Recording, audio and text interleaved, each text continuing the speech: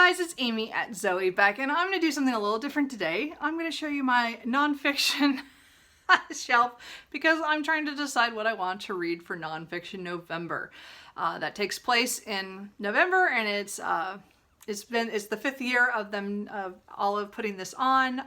This will be my 3rd year participating. It's really a lot of fun because again, you make yourself read more nonfiction than you normally do. That's all they ask you to do. If you don't read any nonfiction, read at least 1 book. If you read maybe a couple titles, maybe read a few more. So it's really just to kind of open up and show that there are a lot of genres in nonfiction, and you can find something that will that you'll really like. So this is part of my nonfiction shelf. It actually does go down. But I keep most of my nonfiction in one spot right now, even though I'm starting to overflow again. So I need to read some of these books so I can decide if I have to keep them or I can get rid of them. Of course, some of them my dad wants after me, so they will disappear onto his shelves when I'm done. So I'm gonna go through the 4 prompts and some of my suggestions for that or ideas. I'm actually showing books that I haven't decided what I want to read, so I kind of want your guys' input to tell me what I should pick up or prioritize. So I'm only going to pick 4 books for my TBR. I've decided from here, for a while at least, I'm going to have small TBRs in order to give myself space to mood read, and I definitely mood read. And Nonfiction November, though, I read the most books I've read. Like last year, I read 17 nonfiction books, and it was incredible. So I really want to do the same now. And the reason why Nonfiction November works so well for me, even though I do read nonfiction throughout the year, I just read a book or 2 here and there, every month or so. I don't focus on it too much because I have so much fiction. But yeah, there's a cat. I don't usually sit at the kitchen table. Anyway, but I'm doing National Novel Writing Month, or NaNoWriMo, in November, and for me it's always worked out really well to switch up my reading while I'm writing so intensely. So I'll be trying to write 50,000 words within November on a story or 2. There's how that works. Anyway, I participated in NaNoWriMo for this will be my 14th year, so I really enjoy it, and I do it I do it every year. By changing my reading up, it makes it easier. I don't, if I'm reading somebody else's fiction while I'm writing, it's not that it seriously influences me, but it throws me off a little bit. So nonfiction last 2 years has been great because it was great to go to that after writing all day on my stuff. So it's great. So anyway, we're going to go through the 4 word prompts. Again, you don't have to follow these. These are just prompts to help you kind of pick out some books from yourselves. I have many. So I have, it looks like I have 9, 11, I have 18 books to show you. Sorry, that cat, Cooper is he has to be here. Anyway, and Truman's watching me from over there. Anyway, so I'm just going to show you some books that I have that I could use for the prompts. And then, as I said, I'm going to mood read the rest of the month. So I want to just pick 4. So if you guys think any of these books I need to pick up for sure to put on my TBR, let me know. So the first word prompt is design. So it was a little hard for me, but I did find 4 books that I could technically count for this. So the first one is I used design as in map making, because I have a couple books on maps that I have not gotten to, and I did have several of them. So 2 of them that I want to show you is Off the Map by Alistair Bonnet, and this is Lost Places, Invisible Cities, Forgotten Islands, Feral Places, and What They Tell Us About the World. So this one has to do with a lot of corners of the earth that were not mapped for a while, and were excluded, and why. I don't know, it sounds interesting. So it's kind of like the opposite of design, kind of like they missed them. And then the other one I have is the Phantom Atlas, The Greatest Myths, Lies, and Blunders on Maps by Edward Brooke Hitchings. These books are gorgeous. I don't usually buy hardbacks, as you know, but this was just such a pretty book that I splurged a little bit and bought this a couple years ago when it came out. So this talks about maps, there be dragons here, kind of thing, where they don't know what was out there where the world fell off, you know? And so there's things missing from like big important things. So this is kind of more design that went wrong. I don't know. Another one that I have for design is Brunellesi's. I don't know how you say that. I think I had it in my head, but I just lost it. Dome, How Renaissance Genius Reinvented Architecture by Ross King. And again, this is talking about the dome in Florence of the St. Maria de Flore Cathedral.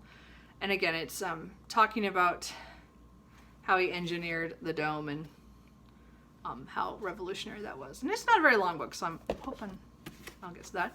And then one that's kind of slightly design, but it was the first one I thought of, so I just put it out here and maybe you guys want me to read this one. And that is Fifth Avenue, 5 a.m. Audrey Hepburn, Breakfast at Tiffany's, and the Dawn of the Modern Woman by Sam Wasson. So the reason I thought of design for this one, because it's so iconic, the movie Breakfast at Tiffany's, with the way she looked, Audrey Hepburn, and how the movie was filmed and stuff. So to me, that's a design element. It's visually stimulating, and then this is just kind of tells the story of Audrey Hepburn in that time, as well as all the cast, and so, and Truman Capote and all that stuff. So I don't know. Does that count? I think that's close enough. Prompt number 2 is the one I had the hardest time with. So prompt number 2 is sport. I do not read much sport nonfiction, either memoirs or, you know, learning about a sport. I just don't. It's just not an area that I really look into. And I didn't find anything that was kind of like, you know, being a sport or something. Like, I don't know. So I came up with 2. One's a little closer than the other one. So the first one is A Walk in the Woods by Bill Bryson. This is Rediscovering America on the Appalachian Trail. So again, this is him hiking and camping on the trail. I figured that's a sport. That's good enough for me. Now this has been out for quite a while and they made a movie and all that stuff, but really I've been wanting to read this book. My cousin read it a couple years ago when we were on vacation, and I was like, oh, I forgot about that book, and then I found it for like $1 somewhere. So anyway, so and again, this is, you know, memoirish because he's talking about his time on the trail. And I've not read any Bill Bryson like fully. Like, I've read snippets here and there on stuff, but this will be my first full book of his. And then the second one for sport is kind of a stretch. So remember, I'm taking part in NaNoWriMo, which you sprint to write a lot of words in a month. You're writing 50,000 words in 30 days, which is a lot. So I picked a writing book, or a creative book, that I haven't got to yet. And this is Big Magic by Elizabeth Gilbert, Creative Living Beyond the Fear. So to me, it's like, it digs into her, you know, creative process, and then talks about that. And again, I don't read many, I have more memoirs on here than normally I would read, except this one has to do with creative, you know, and writing and stuff. So I'm kind of interested in it, and I haven't got to this one yet, but that was the closest I could come up for sports. Anyway.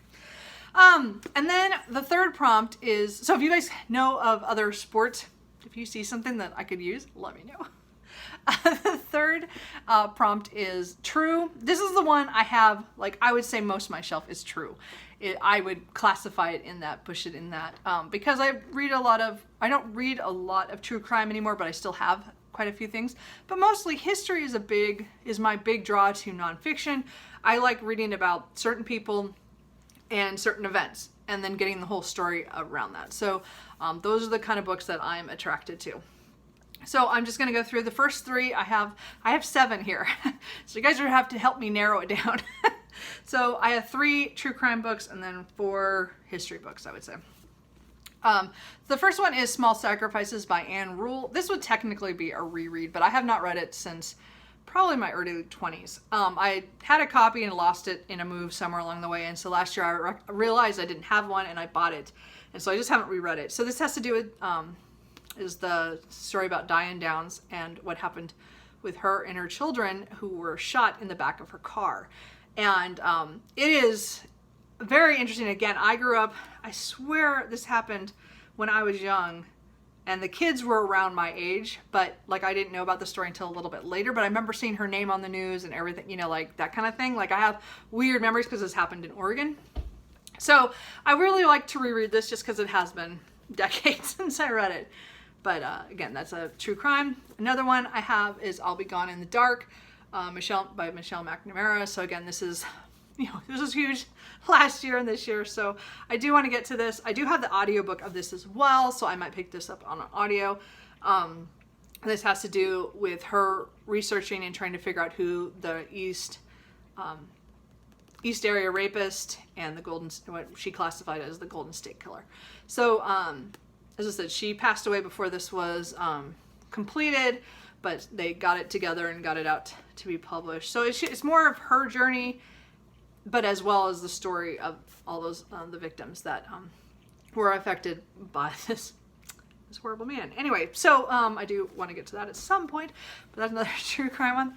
And then the other one is The Suspicions of Mr. Witcher, or The Murder of the Road Hill House by Kate Summerscale. So this is a Victorian true crime.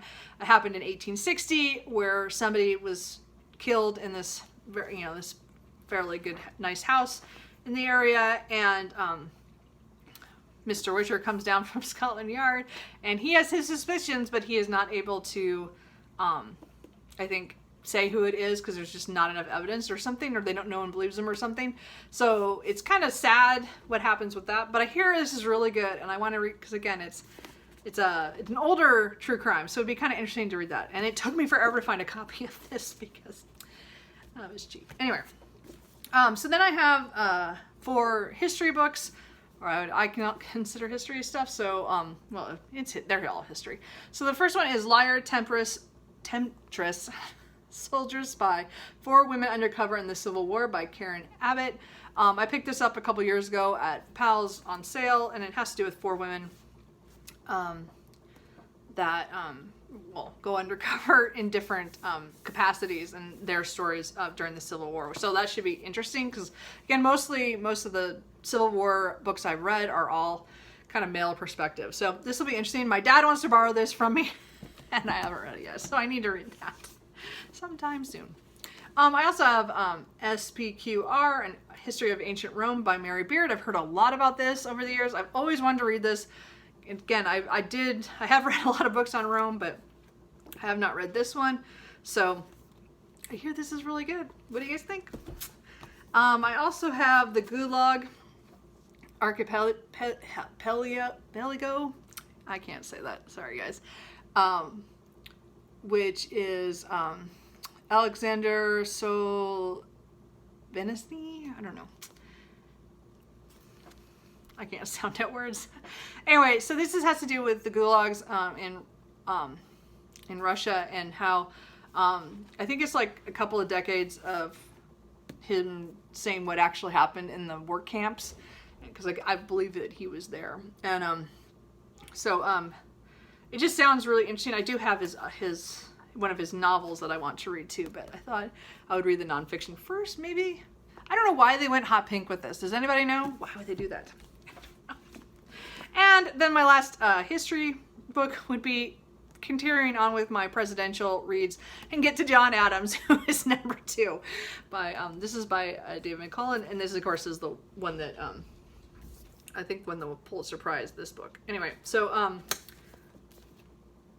or he won, the author won it. I guess it wasn't on this, but this was a really celebrated book, and this, again, it's been on my shelf now for a little bit, and I'd really like to read this one.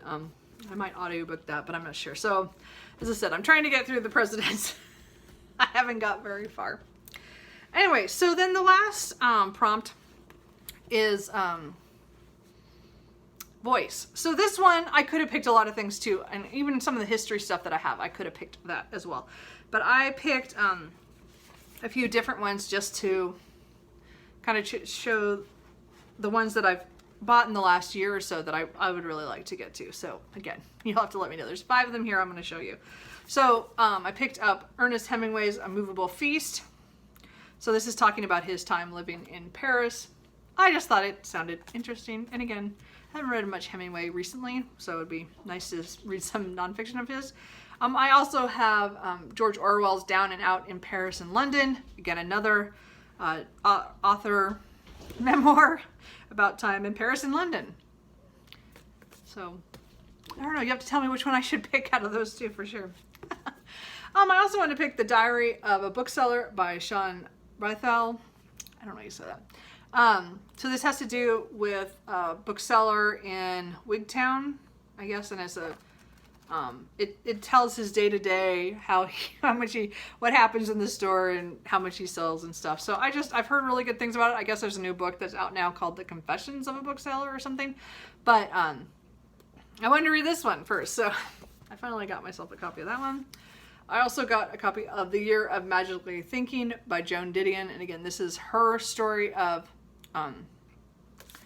what happened, I think, within a year, and again, it has to do with a lot of personal things that happened in her family, I think with her husband and her daughter. So anyway, I don't know. And again, she's a writer, so yeah, a lot of those. And then another one is The Lonely City, Adventures in the Art of Being Alone by Olivia Lang. This one I thought would be an interesting voice of somebody who moves to a big city.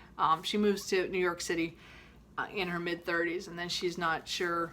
Look, I tabbed it at some point. I was going to read it. I don't remember. It was a while ago. I don't know. Anyway.